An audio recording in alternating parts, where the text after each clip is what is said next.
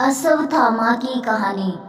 सर्वश्रेष्ठ योद्धा जिसे पांडव भी डरते थे। अश्वत्थामा द्रोणाचार्य का पुत्र था और अश्वत्थामा का जन्म द्वापर युग में हुआ था।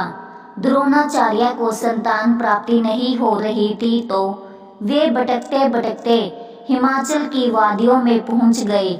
वहां पर उन्होंने तपेश्वर महादेव नामक स्वयंभू शिवलिंग की पूजा अर्चना कर एक पुत्र की प्राप्ति की थी। कहा जाता है कि अश्वत्थामा भगवान शिव का ही अंश था। अश्वत्थामा के सर पर एक मणि थी जो कि उसे किसी भी राक्षस, असुर, मानव, जानवर, देव के सामने निडर बनाए रखती थी। अश्वत्थामा के सर की मणि उसके जन्म से ही थी। अश्वत्थामा को दूध भी पीने को नहीं मिलता था। जब उनकी गरीबी चरम सीमा पर पहुंच गई तब द्रोणाचार्य ने हस्तिनापुर जाने का निर्णय लिया।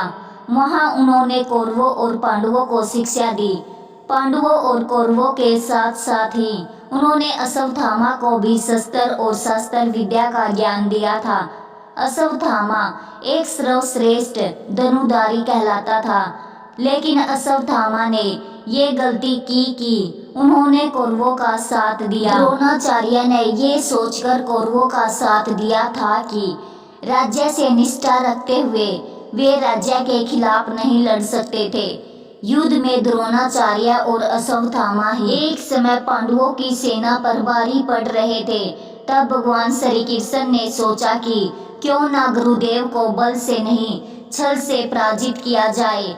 भगवान श्री कृष्ण ने युधिष्ठिर से कहा कि आप गुरु द्रोणाचार्य को कहिए कि अश्वत्थामा युद्ध में मारा गया, जिसे गुरुदेव शोक में डूबकर अपने हथियार त्याग देंगे।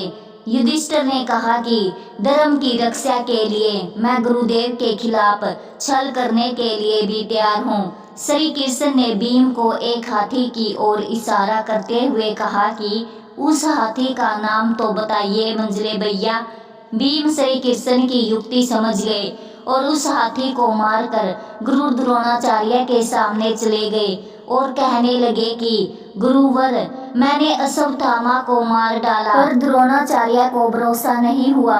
उन्होंने अपने सारथी को कहा कि रथ को युधिष्ठिर की तरफ ले चलो। युधिष्ठिर के रथ के सामने पहुंचते ही उन्होंने युधिष्ठिर से कहा कि क्या ये सत्य है कि अश्वत्थामा की मृत्यु हो चुकी है? तब युधिष्ठिर ने कहा कि हाँ, अश्वत्थामा मारा गया, परंतु हाथी। लेकिन जिस वक्त युधिष्ठिर ने कहा परंतु हाथी, उस समय श्री कृष्ण ने शंखनाद कर दिया था, जिसे गुरु द्रोणाचार्य को लगा कि अश्वत्थामा उनका पुत्र मारा गया। इस तरह युधिष्ठिर के मुंह से झूठ नहीं निकला और शोक में डूबे हुए द्रोणाचार्य को निहत्था पाकर द्रौपदी के भाई धृष्टद्युम्न ने उनका सर धड़ से अलग कर दिया। पिता की मौत से अश्वत्थामा बहुत गुस्से में था। उसने महाभारत के युद्ध के बाद ठान लिया कि वो पांचों पांडवों को मार डालेगा। वो पांडवों के शिविर तक गया और द्रौपदी के बेटों को पांडव समझकर मार दिया।